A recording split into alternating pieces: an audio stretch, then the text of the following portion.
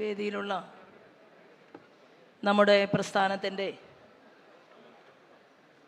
കേരളത്തിൻ്റെ പ്രഭാരിയായിട്ടുള്ള ജാവേദ്കർജി,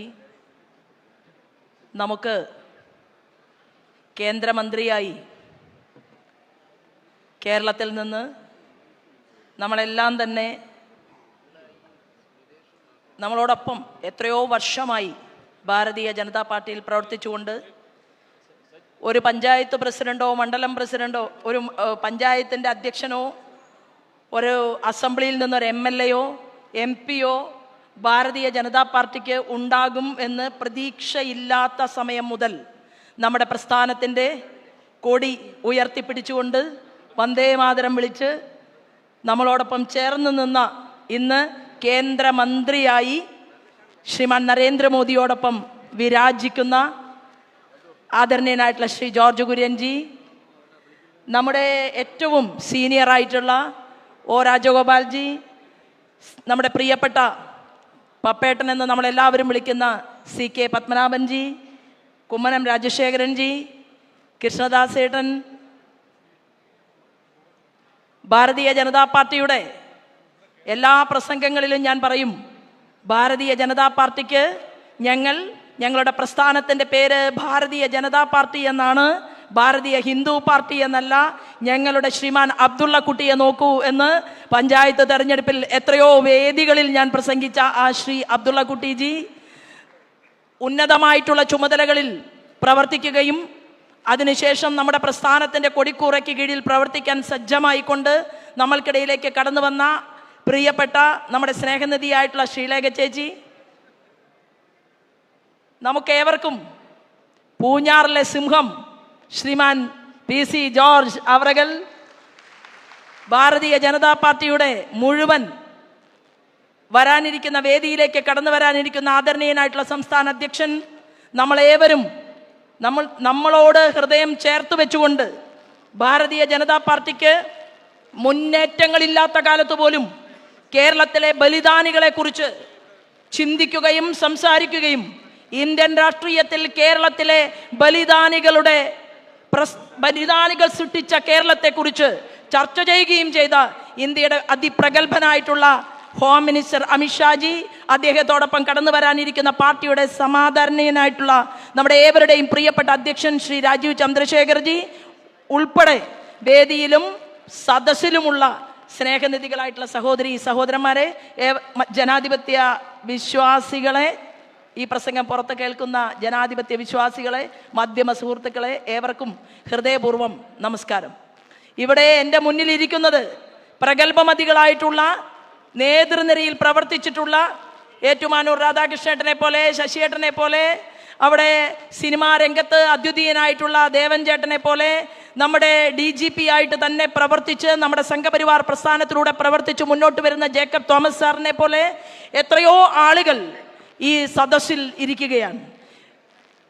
പ്രഗത്ഭന്മാരായിട്ടുള്ള ജില്ലാ അധ്യക്ഷന്മാർ, സംസ്ഥാന ഭാരവാഹികൾ, കഴിഞ്ഞ കാല കേരളത്തിൽ പ്രസ്ഥാനത്തെ മുന്നോട്ട് നയിക്കാൻ വേണ്ടി അക്ഷീണം പ്രയത്നിച്ചു കൊണ്ടിരിക്കുന്ന മുഴുവൻ ആളുകളും ഇരിക്കുന്ന ഈ വേദിയിൽ റോഡിൽ പ്രസംഗിക്കുന്നത് പോലെ അങ്ങനെ സുഖകരമായിട്ട് നമുക്ക് കാര്യങ്ങൾ പ്രസംഗിക്കണം എന്ന് ഞാൻ ആഗ്രഹിക്കുന്നില്ല. കാരണം നമ്മൾ ഓരോരുത്തരും ഇരിക്കുന്നത് നമ്മുടെ ആദരണീയനായിട്ടുള്ള അമിത്ഷാജിയുടെ വരവും കാത്തുകൊണ്ടാണ്. ഞാൻ പറയുന്ന ഓരോ കാര്യങ്ങളും ഇവിടെ ഇരിക്കുന്നവർ എന്നേക്കാൾ കൂടുതൽ മനസ്സിലാക്കുകയും അത് കേരളത്തിൽ നിങ്ങളുടേതെല്ലാം പഞ്ചായത്തുകളിലും അതുപോലെ തന്നെ മുനിസിപ്പാലിറ്റികളിലും കോർപ്പറേഷനുകളിലും നിങ്ങൾ മറ്റുള്ള ജനാധിപത്യ വിശ്വാസികളോട് സമ്മതിച്ചതിന് ശേഷം ഈ വേദി ഇന്ന് കൈയടക്കിയിട്ടുള്ളത്, കഴിഞ്ഞ സംസ്ഥാന മീറ്റിംഗിൽ നമ്മൾ പറഞ്ഞു, മാറാത്തത് മാറും എന്നുള്ള മുദ്രാവാക്യത്തെ മുന്നിൽ വെച്ചുകൊണ്ട് ഭാരതീയ ജനതാ പാർട്ടി മുന്നോട്ട് പോകുമ്പോൾ വരാനിരിക്കുന്ന അടുത്ത തെരഞ്ഞെടുപ്പ് സമയത്ത് ഭാരതീയ ജനതാ പാർട്ടിയുടെ ജില്ലയുടെ ജനറൽ സെക്രട്ടറി എണീറ്റ് നിന്നുകൊണ്ട് പറയും, ഞാൻ ഇന്ന പ്രദേശത്തെ മുനിസിപ്പാലിറ്റിയിലെ ചെയർമാൻ ആണ് എന്ന് പറഞ്ഞ് പരിചയപ്പെടും എന്ന് നമ്മൾ ഓരോ ജില്ലകളിലും പറഞ്ഞിരുന്നു. ഇപ്പൊ നോക്കുന്ന സമയത്ത് ഓരോ ജില്ലകളിലും ജനപ്രതിനിധികളായി ജനങ്ങളെ അഭിമുഖീകരിക്കുകയും വിജയിക്കുകയും മുനിസിപ്പൽ ചെയർമാനായിട്ടും നമ്മുടെ ഈ അനന്തപുരിയുടെ തന്നെ കോർപ്പറേഷന്റെ വാതിൽ ജനങ്ങൾ തുറന്നു കൊടുത്തുകൊണ്ട് ഭാരതീയ ജനതാ പാർട്ടി നേതൃത്വം നൽകുന്ന NDAയെ ഹൃദയപൂർവ്വം സ്വീകരിച്ചപ്പോൾ നമ്മുടെ പ്രിയപ്പെട്ട ശ്രീമാൻ VV രാജേഷ് അദ്ദേഹം ഉപരാഷ്ട്രപതി വരുന്ന വിമാനത്താവളത്തിൽ ആ മേയറുടെ കോട്ടിട്ട് നിൽക്കുന്ന കാഴ്ച എന്നെയും നിങ്ങളെയും പുളകം ചാർത്തിയിട്ടുണ്ട് നമ്മുടെ ഹൃദയത്തിൽ എന്നുള്ള കാര്യത്തിൽ തർക്കമില്ല. നമ്മൾ എത്രയോ തവണ കേന്ദ്രമന്ത്രിമാരെ, ഇന്ത്യയുടെ പ്രൈം മിനിസ്റ്ററെ സ്വീകരിക്കാൻ തിരുവനന്തപുരത്ത് വന്നിട്ടുണ്ട്. നമ്മൾ എത്രയോ തവണ അധികാര കേന്ദ്രങ്ങളിൽ വിരാജിക്കുന്ന വലിയ വലിയ ആളുകൾ നമ്മുടെ കേരളത്തിലേക്ക് വരുന്ന സമയത്ത് അവർക്ക് പൂച്ചെണ്ട് കൊടുക്കാൻ പോകും, അവരെ സ്വീകരിക്കാൻ ഷാളുമായിട്ട് നമ്മൾ പോകും. എന്നാൽ നമ്മൾ കണ്ട കാഴ്ച, നമ്മുടെ പ്രസ്ഥാനത്തിന്റെ കൊടി പിടിച്ചുകൊണ്ട് പതിറ്റാണ്ടുകൾ പ്രവർത്തിച്ച് ഭാരതീയ ജനതാ പാർട്ടിയുടെ ഏതു ചുമതലയിലും പ്രവർത്തിച്ചതിന് ശേഷം നിങ്ങൾ ഒരു കോർപ്പറേഷനിലെ ഒരു വാർഡിൽ നിങ്ങൾ മത്സരിക്കണമെന്ന് പാർട്ടി തീരുമാനിച്ചപ്പോ ജില്ലാ പ്രസിഡന്റിന്റെ പദവിയിൽ ഇരുന്നു കൊണ്ട് തന്നെ ആ വാർഡിൽ മത്സരിക്കാൻ തീരുമാനമെടുത്ത് മുന്നോട്ട് പോയിട്ടുള്ള നമ്മുടെ പ്രിയപ്പെട്ട രാജേഷ് ആരാണെങ്കിലും ആ കോട്ടിട്ടുകൊണ്ട് നിൽക്കുന്ന ഒരു കാഴ്ച നമ്മുടെ എല്ലാം തന്നെ മനസ്സ് കവരുന്ന രീതിയിലായിരുന്നു കേരളം മുഴുവൻ. ആ കാഴ്ചയ്ക്ക് നമ്മൾ സാക്ഷ്യം വഹിച്ചു. ഇവിടെ വരാൻ പോകുന്ന നാളുകളിൽ നമ്മൾ പറഞ്ഞിരുന്നു, ഭാരതീയ ജനതാ പാർട്ടി നേതൃത്വം നൽകുന്ന NDA നമ്മൾ പറഞ്ഞു മാറാത്തത് മാറും എന്നുള്ള മുദ്രാവാക്യം നമ്മൾ ഒരുമിച്ച് ഏറ്റെടുത്തുകൊണ്ട് ഈ കേരളത്തിൽ മുന്നോട്ട് പോകുമ്പോൾ അവിശുദ്ധ രാഷ്ട്രീയ സഖ്യം ഇരു മുന്നണികളും ഉണ്ടാക്കിയിരുന്നു എന്നതിൻ്റെ അവസാനത്തെ സൂചകം ഇന്നലെ ചില പ്രദേശങ്ങളിൽ നിന്ന് പുറത്തു വരികയുണ്ടായി. ആ സൂചകം എന്താണെന്ന് അറിയുമോ? തെരഞ്ഞെടുപ്പിന്റെ ദിവസം രാവിലെ മാർക്സിസ്റ്റ് പാർട്ടിയുടെ സംസ്ഥാന സെക്രട്ടറി ശ്രീമാൻ ഗോവിന്ദൻ മാസ്റ്റർ പറഞ്ഞു കേരളത്തിലെ ജനങ്ങളോട്, BJP അധികാരത്തിൽ വരാതിരിക്കാൻ ആവുന്നത്ര പരിശ്രമം ഞങ്ങൾ ചെയ്യും എന്ന്. തെരഞ്ഞെടുപ്പിന്റെ വോട്ടെണ്ണുന്ന ദിവസം കേരളത്തിലെ ജനാധിപത്യ വിശ്വാസികളെ മുന്നിൽ നിർത്തിക്കൊണ്ട് ഈ ഒരു പാർട്ടിയുടെ തലപ്പത്തിരിക്കുന്ന ഒരു മനുഷ്യന്റെ പ്രസ്താവന ഞാനും നിങ്ങളും കേട്ടു. അതേ ദിവസം തന്നെയാണ് കോൺഗ്രസിന്റെ തലപ്പത്തിരിക്കുന്ന സണ്ണി ജോസഫ് പറഞ്ഞത്. എന്താണ്? ഇവർ വരാതിരിക്കാൻ ആവശ്യമായിട്ടുള്ള കാര്യങ്ങളെല്ലാം കോൺഗ്രസ് പാർട്ടിയും ചെയ്യും എന്നവർ പറഞ്ഞു. ഒരു കാര്യം ഉറപ്പാണ്, അവർ തെരഞ്ഞെടുപ്പിന് ശേഷം നടക്കാൻ പോകുന്ന കാര്യങ്ങളെ കുറിച്ചായിരുന്നു പറഞ്ഞതെങ്കിൽ നമുക്ക് മനസ്സിലാക്കാൻ സാധിച്ചു. ഇവിടെ എത്തിയിട്ടുള്ള നിയോജക മണ്ഡലത്തിന്റെ അധ്യക്ഷന്മാർക്ക് മനസ്സിലായിട്ടുണ്ടാകും, ഭാരതീയ ജനതാ പാർട്ടിയുടെ ജില്ലാ പ്രസിഡന്റുമാർക്ക് മനസ്സിലായിട്ടുണ്ടാകും, ഈ അവിശുദ്ധമായിട്ടുള്ള സഖ്യം കോൺഗ്രസും മാർക്സിസ്റ്റ് പാർട്ടിയും അണിയറയിൽ അവർ എടുത്തത് കൊണ്ട് നമ്മൾ ഓരോ പ്രദേശങ്ങളിലും എത്രയോ സീറ്റുകളിൽ 2ാം സ്ഥാനക്കാരായി പോയി കേരളത്തിൽ എന്നുള്ളതാണ്. നമ്മളെ 1ാം സ്ഥാനത്ത് വരാതിരിക്കാൻ ഭാരതീയ ജനതാ പാർട്ടിക്ക് ഓരോ ജില്ലയിലെയും നേതൃത്വം എണീറ്റ് നിന്നുകൊണ്ട് ഇന്ന പഞ്ചായത്തിൽ ഞങ്ങൾക്ക് ഇത്ര ആളുകൾ വിജയിച്ചിട്ടുണ്ട് എന്ന് കേരള രാഷ്ട്രീയം ചർച്ച ചെയ്യപ്പെടാതിരിക്കാൻ വേണ്ടി അവിശുദ്ധമായിട്ടുള്ള രാഷ്ട്രീയ സഖ്യം അവരുണ്ടാക്കി. ഇന്നലെ ഞാൻ കേട്ടത്, ആലപ്പുഴയിലെ കായംകുളം നിയോജക മണ്ഡലത്തില് മുഖ്യമന്ത്രിയുടെ പ്രത്യേക നിർദ്ദേശപ്രകാരം അവിടെ 6 പഞ്ചായത്തുകളിൽ തെരഞ്ഞെടുപ്പിന് മുൻപ് അവർ സഖ്യം ചെയ്തിരുന്നു. അതിന്റെ ഏറ്റവും വലിയ സൂചകമാണ് ഇന്നലെ പല പ്രമുഖമായിട്ടുള്ള നോമിനേഷനുകളും 2 പാർട്ടിയും ഒരുമിച്ച് ചേർന്നുകൊണ്ട് പരസ്പരം സഹകരിച്ച് വോട്ട് ചെയ്തുകൊണ്ട് ആലപ്പുഴയിൽ അവർ നേടിയെടുത്തതിന്റെ ചിത്രം ഇന്ന് കേരളത്തിൽ പുറത്തു വന്നിരിക്കുകയാണ്. ഇത് ഓരോ ജില്ലകളിലും നമ്മൾ പരിശോധിക്കണം. ഓരോ ജില്ലകളിലും പരിശോധന നടത്തിക്കൊണ്ട് ജില്ലയുടെയും നിയോജക മണ്ഡലത്തിന്റെയും അമരക്കാർ ആ ചരിത്രം പൊതുസമൂഹത്തോട് തുറന്നു പറയണം. എങ്ങനെയാണ് നമ്മൾ 2ാം സ്ഥാനത്തായി പോയത്? ഭാരതീയ ജനതാ പാർട്ടിയിലേക്ക് മാർക്സിസ്റ്റ് പാർട്ടിയിൽ നിന്ന് ജില്ലാ പഞ്ചായത്ത് മെമ്പറായിട്ടിരുന്ന ഒരു വ്യക്തി, നമ്മുടെ പ്രിയപ്പെട്ട ബിപിൻ സി ബാബു നമ്മുടെ പാർട്ടിയിലേക്ക് കടന്നു വന്നു. ബിപിൻ സി ബാബു നമ്മുടെ പാർട്ടിയിലേക്ക് കടന്നു വരുമ്പോൾ നമ്മുടെ ജനറൽ സെക്രട്ടറി ശ്രീ സുരേഷ് പറയുകയാണ്, നമ്മുടെ രാഷ്ട്രീയ നിരൂപകനായിരുന്ന, ഞാൻ സത്യത്തിൽ കണ്ടില്ല, ഏറെക്കാലം പൊതു ചർച്ചകൾക്കെല്ലാം നേതൃത്വം കൊടുത്തിരുന്ന ശ്രീമാൻ റെജി ലൂക്കോസ്, അദ്ദേഹം ഇവിടെ ഇരിക്കുന്നുണ്ട്. അദ്ദേഹം നമ്മുടെ പ്രസ്ഥാനത്തിനകത്തേക്ക് കടന്നു വന്നിരിക്കുകയാണ്. അദ്ദേഹത്തിന് 2 വന്ദേ മാതരം ചൊല്ലിക്കൊണ്ട് അദ്ദേഹത്തിന് അഭിവാദ്യം അർപ്പിക്കാൻ ഈ അവസരത്തെ ഞാൻ ഉപയോഗപ്പെടുത്തുകയാണ്. അപ്പൊ ഞാൻ പറഞ്ഞു വന്നത്, ഓരോ പ്രദേശത്തെയും നേതൃനിരയിൽ പ്രവർത്തിക്കുന്നവർ ഒരു പുസ്തകവും പേനയും എടുത്തുകൊണ്ട് അതത് പഞ്ചായത്തുകളിൽ നിങ്ങൾ നോക്കണം. അവിടെ കോൺഗ്രസിന് കിട്ടിയ സ്ഥാനാർത്ഥിക്ക് കിട്ടിയ വോട്ട് എത്രയാണ്? മാർക്സിസ്റ്റ് പാർട്ടിയുടെ സ്ഥാനാർത്ഥിക്ക് കിട്ടിയ വോട്ട് എത്രയാണ്? ലീഗുകാരന് കിട്ടിയ വോട്ട് എത്രയാണ്? കഴിഞ്ഞ തെരഞ്ഞെടുപ്പിൽ അവർക്ക് എത്ര വോട്ടാണ് ഉണ്ടായിരുന്നത്? ആ വോട്ടുകൾ അവർ എവിടേക്കാണ് ഷിഫ്റ്റ് ചെയ്യിച്ചിട്ടുള്ളത് എന്നതിനെ കുറിച്ച് പരിശോധിച്ച് അതത് പ്രദേശങ്ങളിൽ പ്രാദേശിക ചാനലുകളോട് സമ്മതിക്കാൻ മണ്ഡലത്തിന്റെ കാര്യകർത്താക്കന്മാരും ജില്ലയിലെ പ്രമുഖമായിട്ടുള്ള മാധ്യമങ്ങളെ വിളിച്ചു ചേർത്തുകൊണ്ട് ജില്ലയുടെ അധ്യക്ഷന്മാരും തീരുമാനമെടുത്താൽ ഇവരുടെ ഈ കള്ളക്കളി കേരള രാഷ്ട്രീയത്തിൽ പൊളിച്ചെഴുതാൻ നമുക്ക് സാധിക്കും. അതോടൊപ്പം കേരളത്തെ സ്നേഹിക്കുന്ന, കേരളത്തോട് ഹൃദയം ചേർത്ത് വെച്ചിട്ടുള്ള എത്രയോ യാത്രകൾ കേരള സംസ്ഥാനത്തിന് വേണ്ടി നടത്തിയിട്ടുള്ള ഹോം മിനിസ്റ്റർ ഈ വേദിയിലേക്ക് വരുമ്പോൾ ഇവിടെ ജനപ്രതിനിധികളായിട്ട് ജയിച്ച ആളുകൾ എണീറ്റ് നിൽക്കുന്നതോടൊപ്പം ഞാൻ ഉൾപ്പെടെ നമുക്കെല്ലാവർക്കും ഈ പ്രസ്ഥാനത്തിന് വേണ്ടി പ്രവർത്തിച്ചതിൻ്റെ എക്സ്പീരിയൻസ് ഉണ്ട്.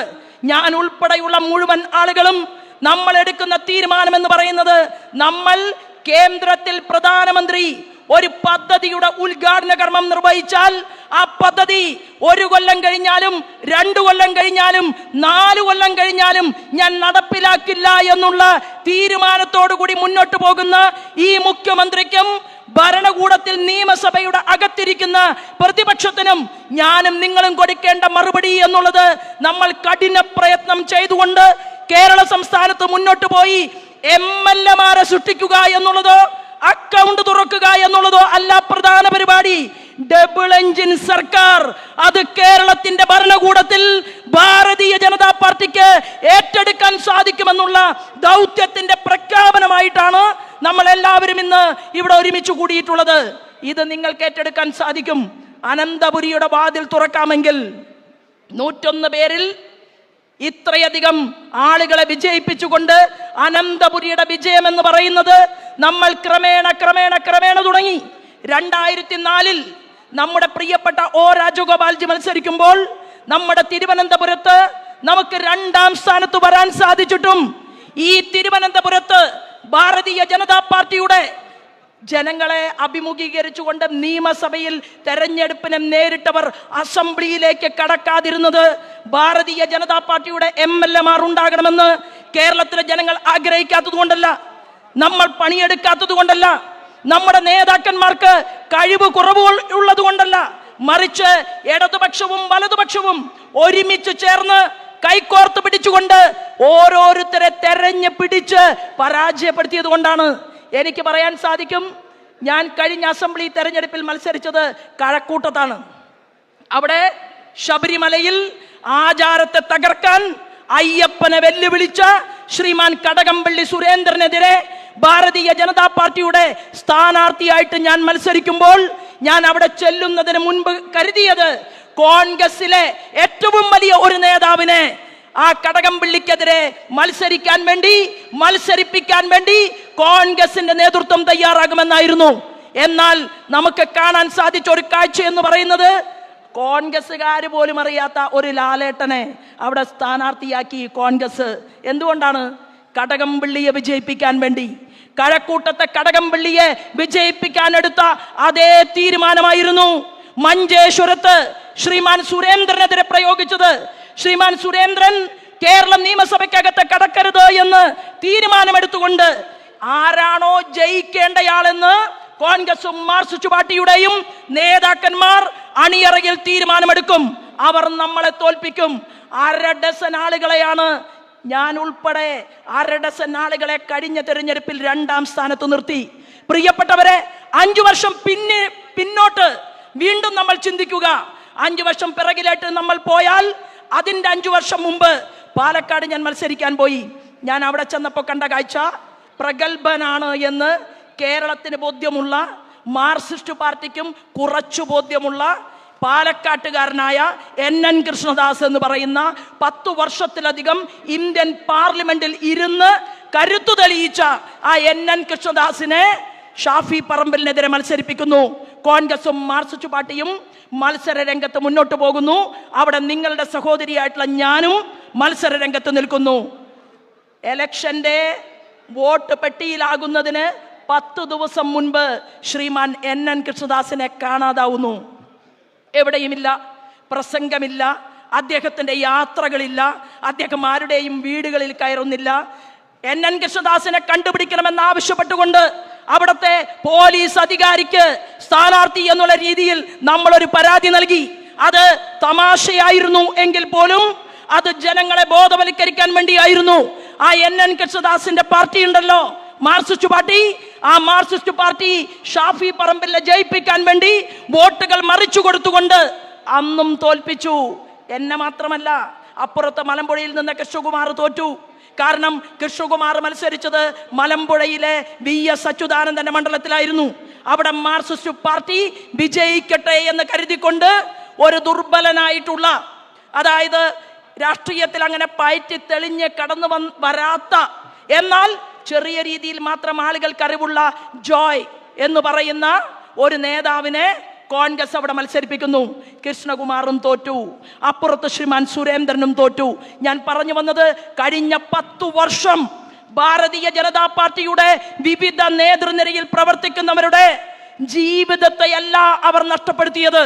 അവർ നഷ്ടപ്പെടുത്തിയത് നമ്മുടെ മണ്ഡലത്തിന്റെയും ജില്ലയിലെയും പ്രാഗൽഭ്യത്തോടുകൂടി പ്രവർത്തിച്ച് കടന്നു വരുന്ന ഭാരതീയ ജനതാ പാർട്ടിയുടെ മുന്നേറ്റത്തെ തകർക്കാൻ വേണ്ടിയിട്ടാണ് അവർ പരിശ്രമിച്ചതെങ്കിൽ ആ ശ്രമം കേരള രാഷ്ട്രീയത്തിൽ വിജയിച്ചുവെങ്കിൽ നമ്മുടെ ആദരണീയനായിട്ടുള്ള മുൻ കേന്ദ്രമന്ത്രി ശ്രീ V മുരളീധരൻജി ഈ വേദിയിലേക്ക് കടന്നു വന്നിട്ടുണ്ട്.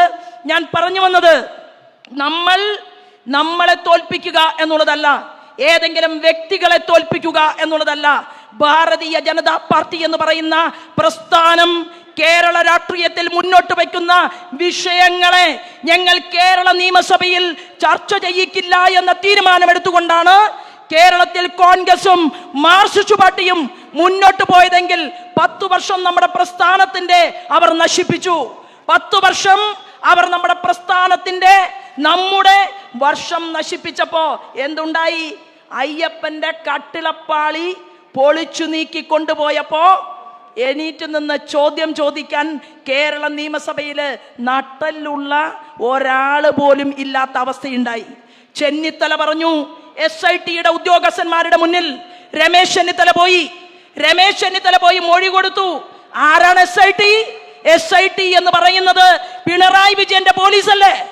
SIT എന്ന് പറയുന്നവർക്ക് മൊഴി കൊടുക്കാൻ ആഗ്രഹിച്ച കേരളത്തിന്റെ രമേശ് ചെന്നിത്തലയോട് ഭാരതീയ ജനതാ പാർട്ടി ചോദിക്കാൻ ആഗ്രഹിക്കുന്നത്, നിങ്ങൾക്ക് ശബരിമല വിഷയം പരിപൂർണമായി തെളിയണം എന്ന ആഗ്രഹമുണ്ടെങ്കിൽ ദേശീയ ഏജൻസി അന്വേഷിക്കാൻ വരണമെന്നല്ലേ ശ്രീമാൻ രമേശ് ചെന്നിത്തല ആവശ്യപ്പെടേണ്ടത്? അവരുടെ മുൻപാകെയല്ലേ രമേശ് ചെന്നിത്തല തന്റെ കാര്യങ്ങൾ തുറന്നു പറയേണ്ടത്? സോണിയാഗാന്ധിയുടെ കയ്യിൽ അവിടെ നിന്ന് ഉണ്ണികൃഷ്ണൻ പോറ്റി കുറച്ചു നേരത്തേക്ക് ചരട് കെട്ടിക്കൊടുത്തു അത്രേ. ആരാ കെട്ടിക്കൊടുക്കാൻ പോയത്? നമ്മുടെ ശ്രീമാൻ മുരളീധരൻജി മത്സരിച്ച ആറ്റിങ്ങലിലെ, ഞാൻ മത്സരിച്ചപ്പോ ആറ്റിങ്ങലിൽ നിന്ന് ജയിച്ച് MP ആയി പോയ അടൂർ പ്രകാശും ഉണ്ണികൃഷ്ണൻ പോറ്റിയും സോണിയ മാഡവും ഒരുമിച്ച് നിൽക്കുന്ന ചിത്രം നമ്മുടെ മുന്നിൽ പുറത്തു വന്നു. അപ്പൊ ഒരു കാര്യം ഉറപ്പായി, അടൂർ പ്രകാശിനും ഉണ്ണികൃഷ്ണൻ പോറ്റിക്കും സോണിയ മാഡത്തിനും ഈ കട്ടിളപ്പാളി പൊളിച്ചതിനെ കുറിച്ച് അറിയാം. വെറുതെ സോണിയാഗാന്ധിയെ കാണാൻ പോകുമോ? ഏറ്റവും കൂടുതൽ പുരാവസ്തുക്കൾ ഇന്ത്യ മഹാരാജ്യത്തു നിന്ന് കടത്തിക്കൊണ്ടു പോയിട്ടുള്ളത് ഇറ്റലിയിലേക്കാണ് എന്ന് ശ്രീമാൻ സുബ്രഹ്മണ്യൻ സ്വാമിയുടെ പഴയകാല റിപ്പോർട്ടുകൾ നമ്മുടെ മുന്നിലില്ലേ? ആ റിപ്പോർട്ടുകൾ നമ്മുടെ മുന്നിൽ ഇരിക്കുമ്പോ നമ്മൾ 1/2 ഡസൻ പേർ കേരള നിയമസഭയിൽ 10 കൊല്ലം മുമ്പ് ഉണ്ടായിരുന്നുവെങ്കിൽ കട്ട്ള പൊളിക്കാൻ വേണ്ടിയിട്ട് തീരുമാനിക്കാൻ ഈ കടകംപള്ളി സുരേന്ദ്രന് ആംബിയർ ഉണ്ടാകുമായിരുന്നോ എന്നുള്ള ചോദ്യം ഈ കേരള രാഷ്ട്രീയത്തിൽ ഉയർത്താൻ ഭാരതീയ ജനതാ പാർട്ടിയുടെ പ്രവർത്തകന്മാർ തയ്യാറെടുപ്പ് നടത്തിക്കൊണ്ട് മുന്നോട്ട് പോകുന്ന ഒരു കാലാംശത്തിൽ പ്രിയപ്പെട്ടവരെ, നമ്മൾ ഒരുമിച്ച് ചേർന്നുകൊണ്ട് എടുക്കേണ്ട തീരുമാനം നമുക്ക് ഈ കേരളത്തിന് വിജയിക്കണമോ വേണ്ടയോ എന്നുള്ള ചോദ്യമാണ്. കേരളത്തിന് വിജയിക്കണം എന്ന ചോദ്യത്തിന്റെ ഉത്തരമാണ് നമുക്ക് കിട്ടിയിട്ടുള്ളത്. അനന്തപുരി വിജയിച്ചപ്പോൾ കേരളത്തിലെ പ്രബുദ്ധതയുള്ള ജനത വിജയിച്ചു എന്നുള്ളതാണ്. അനന്തപുരി വിജയിച്ചു കഴിഞ്ഞപ്പോൾ നമ്മുടെ പ്രിയപ്പെട്ട രാജേഷിന്റെ സ്വപ്ന പദ്ധതികൾ പത്രക്കാരോട് വിശദീകരിക്കുന്നത് നമ്മളെല്ലാവരും കേട്ടു. ആ പദ്ധതികളിൽ ആത്മീയ ടൂറിസം ഉണ്ട്, ആ പദ്ധതിയിൽ ഒരു നഗരത്തിന്റെ വികാസത്തെക്കുറിച്ചുള്ള ചർച്ചയുണ്ട്. ആ പദ്ധതികളിൽ കേന്ദ്ര ഗവൺമെന്റുമായി ചേർന്ന് നിന്നുകൊണ്ട് എന്തെല്ലാം പദ്ധതികൾ കൊണ്ടുവരാൻ സാധിക്കുമെന്നതിനെ കുറിച്ചുള്ള വാക്കുകളുണ്ട് എന്നുകൂടി ചേർത്ത് വെച്ചുകൊണ്ടാണ് നമ്മൾ ഇന്നത്തെ ഈ മീറ്റിംഗിൽ ഇരിക്കുന്നത്. രണ്ട് കാര്യങ്ങൾ സൂചിപ്പിച്ചുകൊണ്ട് ഞാൻ എൻ്റെ വാക്കുകൾ നിർത്താൻ ആഗ്രഹിക്കുകയാണ്. നിങ്ങൾക്ക് എല്ലാവർക്കും അറിയുന്ന ഒരു കണക്കാണ്. UPA ഗവൺമെന്റ് കഴിഞ്ഞ 10 വർഷക്കാലമായിട്ട് കേരളത്തിന്റെ റെയിൽവേ മേഖലയുടെ വികസനത്തിന് വേണ്ടി കൊടുത്ത രൂപ 372 കോടി രൂപയാണ്. 372 കോടി രൂപ മാത്രം റെയിൽവേ മേഖലയ്ക്ക് വേണ്ടി കൊടുത്ത് UPA ഗവൺമെന്റിനെ പിന്തുണച്ചുകൊണ്ട് PM ശ്രീയുടെ പദ്ധതി പോലും കേരളത്തിലേക്ക് വേണ്ട എന്ന് മുഖ്യമന്ത്രി പിണറായി വിജയനെ ഉപദേശിക്കുന്ന ശ്രീമാൻ KC വേണുഗോപാലും രമേശ് ചെന്നിത്തലയും VD സതീശനും പറയുകയാണ് റെയിൽവേ മേഖലയ്ക്ക് കാര്യമായിട്ടൊന്നും കിട്ടിയിട്ടില്ല. അപ്പം നമുക്ക് പറയാൻ സാധിക്കും, എറണാകുളം കോട്ടയം കായംകുളം പാത ഇരട്ടിപ്പിക്കൽ വർഷങ്ങളോളം പൂർത്തിയാകാതെ കിടന്നു. പുനലൂർ ചെങ്കോട്ട ആ പാതകൾ ഡീസൽ പാതകളായി വർഷങ്ങളോളം കിടന്നു. എന്നാൽ NDAയുടെ ഭരണകാലഘട്ടത്തിൽ കേരളത്തിനുള്ള റെയിൽവേ വിഹിതം 7 മടങ്ങ് വർദ്ധിപ്പിച്ചുകൊണ്ട് 2704 കോടി രൂപ കേരളത്തിന് നൽകിക്കൊണ്ട് നമ്മുടെ റെയിൽവേ വകുപ്പ് മന്ത്രിയും ഇന്ത്യയുടെ ഭരണകൂടത്തിന്റെ കാവൽക്കാരൻ ശ്രീമാൻ നരേന്ദ്രമോദിയും ചേർന്ന് കേരളത്തിന്റെ റെയിൽവേ മേഖലയെ വികസിപ്പിച്ച കഥ അത് വരാൻ പോകുന്ന നാളുകളിൽ നിങ്ങൾ സമൂഹത്തോട് പറയണം. നമ്മൾ സമൂഹത്തോട് പറയും, 372 കോടിയാണോ വലുത്, 2000 കോടിയിലധികം വരുന്ന തുകയാണോ വലുത് എന്നതിനെ കുറിച്ച് നമ്മൾ ചർച്ചയാക്കപ്പെടും. നമ്മുടെ പ്രിയപ്പെട്ട മേയർ നമ്മുടെ സ്വപ്നം വിശ്വാസമായി വാക്കാക്കി മാറ്റാൻ ജനങ്ങൾക്കിടയിലേക്ക് ഇറങ്ങി പുറപ്പെട്ടിട്ടുള്ള നമ്മുടെ പ്രിയപ്പെട്ട കുഞ്ഞനുജൻ ശ്രീമാൻ രാജേഷിനെ അദ്ദേഹത്തിന്റെ പ്രവർത്തന പദ്ധതികളെ ഈ കേരള സംസ്ഥാനം അതീവ ശ്രദ്ധയോടുകൂടി നോക്കിക്കാണുമെന്നുള്ള കാര്യത്തിൽ തർക്കമില്ല. ഓരോ ലീഡറോടും വിജയിച്ചു കഴിഞ്ഞാൽ ഇന്ത്യയുടെ പ്രൈം മിനിസ്റ്റർ പറഞ്ഞിട്ടുള്ള പോയിന്റ് ഇങ്ങനെയാണ്: നിങ്ങൾ ശ്രീമാൻ VV രാജേഷ് സംസ്ഥാന നേതാവായിട്ടുണ്ട്, VV രാജേഷ് ജില്ലയുടെ അധ്യക്ഷനായിട്ടുണ്ട്. എന്നാൽ ഈ നിമിഷം മുതൽ VV രാജേഷിന് നമ്മുടെ ഈ സംസ്ഥാന ഘടകം കൊടുക്കുന്ന ഒരു ചുമതല എന്ന് പറയുന്നത് അനന്തപുരിയുടെ ജോലിക്കാരനായി ശ്രീമാൻ VV രാജേഷ് പണിയെടുക്കും, ജോലി ചെയ്യും. അത് കേരളം മുഴുവൻ കാണുമെന്നുള്ള ഉത്തരവാദിത്വമാണ് സംസ്ഥാന ഘടകവും അഖിലേന്ത്യാ ഘടകവും നമ്മുടെ പ്രിയപ്പെട്ട അനുജൻ രാജേഷിനെ ഏൽപ്പിച്ചു കൊടുക്കുന്നത്. ഞാൻ പറഞ്ഞു വന്നത്, കേരളത്തിന്റെ റെയിൽവേ മേഖല 372 കോടി രൂപ 10 കൊല്ലം കൊണ്ട് കിട്ടിയപ്പോൾ 2700 കോടിയോളം രൂപ നമ്മുടെ റെയിൽവേ മേഖലയ്ക്ക് കിട്ടിയത് ഞാനും നിങ്ങളും ചർച്ച ചെയ്യും. ഇന്ന് ഒരു അവാർഡ് കേന്ദ്രം കൊടുത്തു. ആർക്കാ കൊടുത്തത്? എല്ലാ സംസ്ഥാനങ്ങളിലെയും റെയിൽവേ മേഖലയുടെ പ്രവർത്തനം പരിശോധിച്ചു. നമ്മുടെ പ്രിയപ്പെട്ട ദാസേട്ടൻ വേദിയിൽ ഇരിക്കുന്നുണ്ട്. ദാസേട്ടൻ റെയിൽവേ അമ്യൂണിറ്റി കമ്മിറ്റിയുടെ ചെയർമാൻ ആയിരുന്നു. ദാസേട്ടൻ ഓരോ സ്ഥലത്ത് പെട്ടിയും പിടിച്ചിങ്ങനെ പോകുമ്പോൾ, സംസ്ഥാന ഭാരവാഹി യോഗം കഴിയുമ്പോൾ ഞങ്ങളൊക്കെ ചോദിക്കും, ഇന്ന് എവിടേക്കാണ്? തെലങ്കാനയിലേക്കാണോ, ഡൽഹിയിലേക്കാണോ, അതോ കണ്ണൂരിലേക്കാണോ? അങ്ങനെ ഞങ്ങൾ ചോദിക്കും ദാസേട്ടനോട്. പക്ഷെ ഒരു കാര്യം ഉറപ്പായി, റെയിൽവേയുടെ അമ്യൂണിറ്റി കമ്മിറ്റി ആ ചെയർമാൻ പോസ്റ്റിൽ ഇരുന്നു കൊണ്ട് ദാസേട്ടൻ പ്രവർത്തിക്കുകയും ഭാരതീയ ജനതാ പാർട്ടിയുടെ സംസ്ഥാന ഘടകം അദ്ദേഹത്തിനൊരു ചുമതല കൊടുക്കുകയും ചെയ്തപ്പോ അവിടെ ചോദിക്കാനും പറയാനും ആളുണ്ടായി. ഇന്ത്യ രാജ്യത്ത് ഏറ്റവും വേഗതയിൽ റെയിൽവേ ഡബിളിംഗ് നടന്ന ഒരു സംസ്ഥാനത്തിന്റെ അവാർഡ് ആരും അറിയാതെ സംസ്ഥാന ഗവൺമെന്റ് വാങ്ങിയെടുത്ത് തിരിച്ചു കൊണ്ടുപോരുമ്പോൾ നന്ദി പറഞ്ഞില്ലെങ്കിലും നന്ദി കേട് പറയാൻ അനുവദിക്കില്ല എന്ന് പ്രഖ്യാപിച്ചുകൊണ്ട് ആ റെയിൽവേ മേഖലയുടെ വികസനത്തിന്റെ കാരണക്കാരൻ എന്ന് പറയുന്നത് ഇന്ത്യയുടെ ക്യാബിനറ്റ് മിനിസ്റ്ററും അതിലിരിക്കുന്ന ഓരോ ബോർഡിൽ പ്രവർത്തിക്കുന്നവരുമാണ് എന്ന് നമ്മൾ സമൂഹത്തോട് തുറന്നു പറയും. പ്രിയപ്പെട്ടവരെ, സുഹൃത്തുക്കളെ, ദേശീയപാതയെക്കുറിച്ച് പറഞ്ഞാൽ 2 മുഖ്യമന്ത്രിമാർ ആലപ്പുഴയിൽ നിന്നുണ്ടായിരുന്നു, 4 കേന്ദ്രമന്ത്രിമാർ ആലപ്പുഴയിൽ നിന്നുണ്ടായിരുന്നു. അവിടെ ഇപ്പോ എല്ലാ സ്ഥലത്തും കോൺഗ്രസിന്റെ KC വേണുഗോപാലിന്റെ നേതൃത്വത്തിൽ ഒരു പ്രത്യേകമായിട്ടുള്ള ചാനലുകളൊക്കെ തുടങ്ങി ചില മാധ്യമങ്ങളെയൊക്കെ ഉപയോഗപ്പെടുത്തിക്കൊണ്ട് ഹൈവേ വികസനത്തെക്കുറിച്ച് സംസാരിച്ചു കൊണ്ടിരിക്കുകയാണ്. നമ്മൾ പറയണം, കേരളത്തിൽ നമ്മൾ പറയാൻ ആഗ്രഹിക്കുന്നത് അവിടെ ഒരു ദേശീയ പാതയുടെ ഉദ്ഘാടനമല്ല, ദേശീയ പാത വേണോ വേണ്ടോ എന്ന് 1980 ആലോചിച്ചു.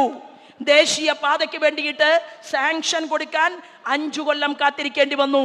എന്നാൽ ഇന്ത്യയുടെ പ്രൈം മിനിസ്റ്റർ ശ്രീമാൻ നരേന്ദ്രമോദിയുടെ നാട്ടിൽ ശ്രീമാൻ ഗഡ്കരി ഒരു പദ്ധതി ഓർത്താൽ, തീരുമാനമെടുത്താൽ, സ്വിച്ചിട്ട് കഴിഞ്ഞാൽ അതീവ വേഗതയിൽ ആ പദ്ധതി കേരളത്തിൽ പ്രാവർത്തികമാക്കപ്പെടാൻ പോവുകയാണ്.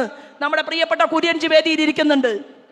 എത്ര കോടി കൊടുത്തു എന്ന് അദ്ദേഹത്തിന് അറിയാം. അതായത് ഞങ്ങൾ കഴിഞ്ഞ ദിവസം മീറ്റിംഗിൽ സംസാരിക്കുമ്പോൾ 2000 കോടി രൂപയ്ക്കടുത്ത് ഫിഷറീസ് മേഖലയ്ക്ക് വേണ്ടി ഈ കേരളത്തിന് സംഭാവന ചെയ്തു കഴിഞ്ഞു കേന്ദ്ര ഗവൺമെന്റ്.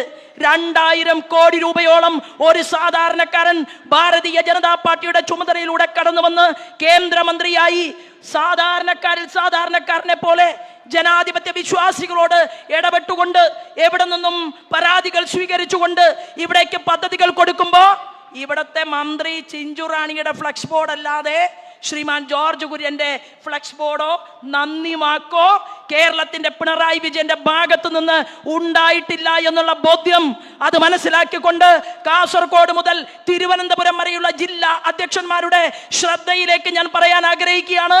നമ്മുടെ കേന്ദ്രമന്ത്രിമാർ ചെയ്യുന്ന പ്രവർത്തികളെ കുറിച്ച് ഞാനും നിങ്ങളും പൊതുസമൂഹത്തോട് മൈക്കിലൂടെ വിളിച്ചു പറയണം, ഫ്ലക്സ് ബോർഡുകളിലൂടെ വിളിച്ചു പറയണം, നോട്ടീസുകളിലൂടെ വിളിച്ചു പറയണം.